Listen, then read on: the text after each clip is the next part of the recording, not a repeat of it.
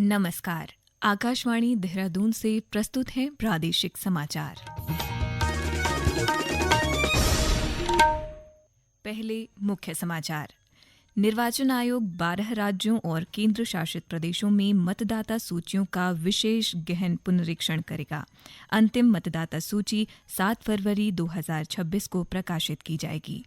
अल्मोड़ा जिले के प्रभारी सचिव डॉक्टर पंकज कुमार पांडे ने राज्य और केंद्र सरकार की विभिन्न योजनाओं की समीक्षा की। पिथौरागढ़ जिले के उच्च हिमालय क्षेत्र आदि कैलाश और गूंजी में आगामी 2 नवंबर को होगी अल्ट्रा मैराथन। और उगते सूर्य को अर्घ्य अर्पित करने के साथ लोक आस्था का महापर्व छठ संपन्न। प्रादेशिक समाचार के साथ मैं रागिनी बिंजोला और अब समाचार विस्तार से। मतदाता सूचियों के विशेष गहन पुनरीक्षण एसआईआर का दूसरा चरण 12 राज्यों और केंद्र शासित प्रदेशों में आयोजित किया जाएगा। अंतिम मतदाता सूची अगले वर्ष 7 फरवरी को प्रकाशित की जाएगी।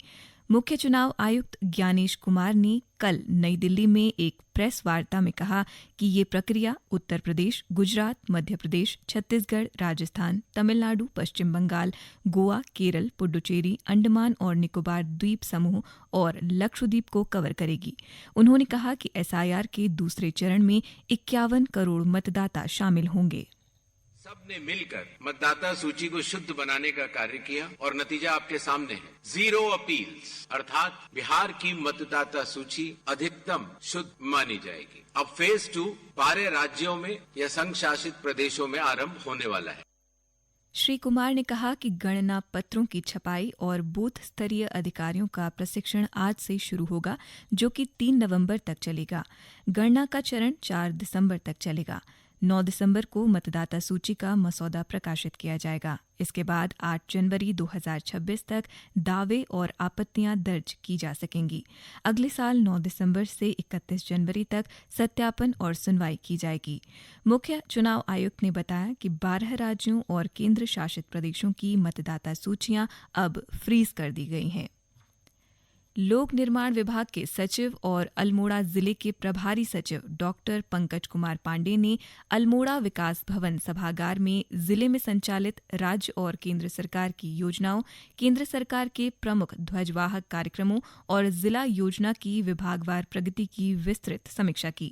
उन्होंने लोक निर्माण विभाग के अधीन निर्माण कार्यों के विलंब होने पर नाराजगी जताते हुए निर्माण कार्यों को समय पर पूरा करने के निर्देश दिए। इसके अलावा उन्होंने शिक्षा, स्वास्थ्य, पेयजल, उद्यान, कृषि, बाल विकास, पशुपालन आदि विभागों की समीक्षा भी की और अधिकारियों को जरूरी निर्देश दिए।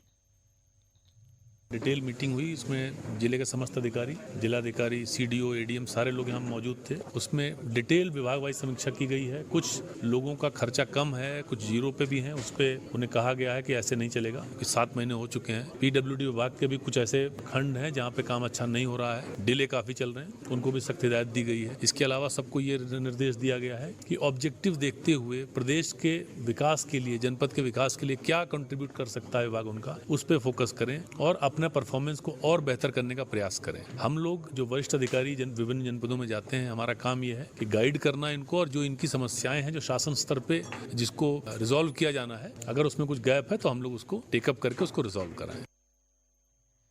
कैबिनेट मंत्री गणेश जोशी ने देहरादून मसूरी मोटर मार्ग पर स्थित ग्लोगी क्षेत्र में चल रहे निर्माणाधीन ट्रीटमेंट कार्यों का स्थलीय निरीक्षण किया। उन्होंने सड़क निर्माण, जल निकासी व्यवस्था और सुरक्षा दीवारों से संबंधित कार्यों की प्रगति और गुणवत्ता की जानकारी ली। उन्होंने विभागीय अधिकारियों को निर्देश दिए कि सभी कार्य गुणवत्ता मानकों के अनुरूप और निर्धारित समयावधि में पूरे किए जाएं, ताकि आमजन को यातायात में किसी प्रकार की असुविधा न हो। इस दौरान स्थानीय नागरिकों ने श्री जोशी को अवगत कराया कि सड़क किनारे मिट्टी के ढेर लगे होने से इस मार्ग पर यात्रियों और पर्यटकों को परेशानी हो रही है। इस पर कैबिनेट मंत्री ने मौके पर ही अधिकारियों को तत्काल मिट्टी हटवाने और सड़क को पूरी तरह खोलने के निर्देश दिए। उन्होंने कहा कि मसूरी मार्ग राज्य का एक प्रमुख पर्यटन और संपर्क मार्ग है, जहां सुगम और सुरक्षित यात्रा व्यवस्था सुनिश्चित करना सरकार की सर्वोच्च प्राथमिकता है।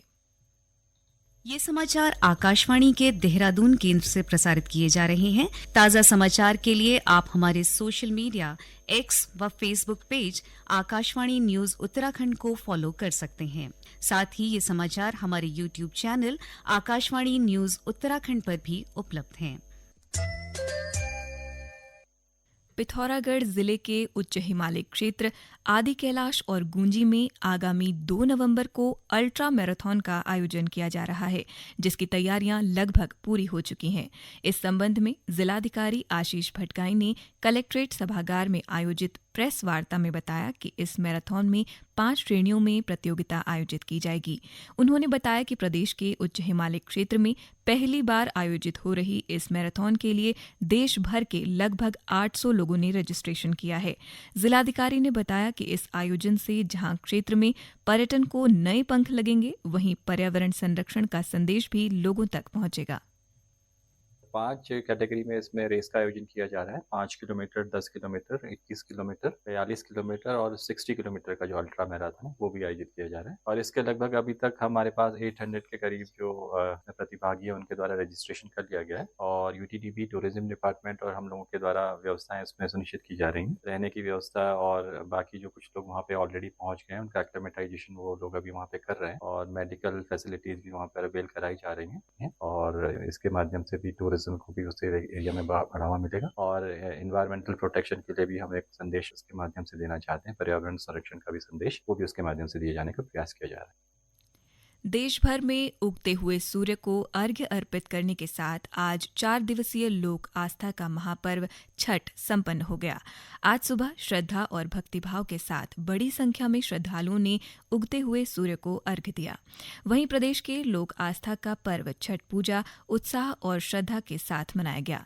मुख्य सचिव आनंद बर्धन ने सपरिवार प्रेमनगर स्थित टॉस नदी के घाट पर पहले अस्ताचलगामी और फिर उदीयमान सूर्य को अर्घ्य दिया। इस अवसर पर उन्होंने सूर्यदेव और छठ माता से प्रदेश की समृद्धि और खुशहाली की कामना की। उधर चंपावत जिले के शारदा, डिप्टेश्वर, ऋषेश्वर आदि नदी तटों पर महिलाओं और पुरुषों ने उगते सूर्य को अर्घ्य दिया। उधमसिंह नगर जिले के सभी छठ घाटों पर बड़ी संख्या में महिलाओं ने अपने परिवार की सुख समृद्धि, संतान की दीर्घायु और जीवन में ऊर्जा की कामना को लेकर जल में डुबकी लगाकर सूर्य को अर्घ्य दिया। वस्तु सेवा कर बचत उत्सव का लाभ समाज के सभी वर्गों तक पहुंच रहा है।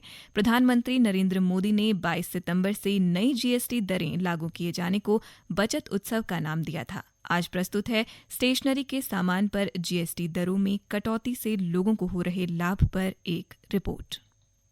जीएसटी सुधारों के तहत सरकार ने स्टेशनरी की वस्तुओं पर महत्वपूर्ण राहत प्रदान की है। नए कर ढांचे के तहत पेंसिल, शार्पनर, क्रेयॉन, अभ्यास पुस्तकें, ग्राफ बुक, मानचित्र और चार्ट पूरी तरह से कर मुक्त कर दिए गए हैं। इन वस्तुओं पर पहले 12% जीएसटी लगता था। इसी प्रकार इरेजर जो पहले 5% टैक्स स्लैब में आती थी उसे भी कर मुक्त कर दिया गया है। इन सुधारों ने आवश्यक स्टेशनरी वस्तुओं को और अधिक किफायती बना दिया है, जिससे छात्रों के लिए सीखने की लागत कम हुई है और घरेलू निर्माताओं की मांग बढ़ी है। जीएसटी में कमी से न केवल शिक्षण उपकरण सस्ते हुए हैं, बल्कि देश भर में शिक्षा तक पहुंच भी बढ़ी है।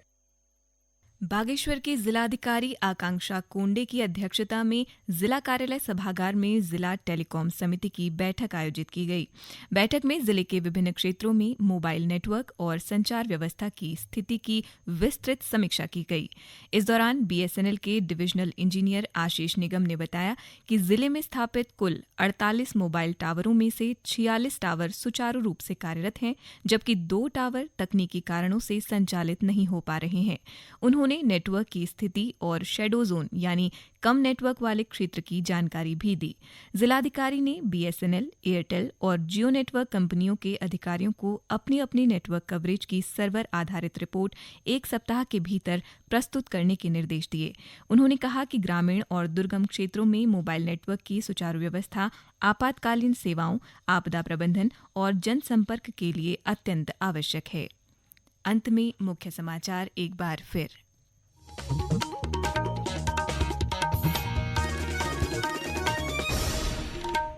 निर्वाचन आयोग 12 राज्यों और केंद्र शासित प्रदेशों में मतदाता सूचियों का विशेष गहन पुनरीक्षण करेगा। अंतिम मतदाता सूची 7 फरवरी 2026 को प्रकाशित की जाएगी। अल्मोड़ा जिले के प्रभारी सचिव डॉक्टर पंकज कुमार पांडे ने राज्य और केंद्र सरकार की विभिन्न योजनाओं की समीक्षा की।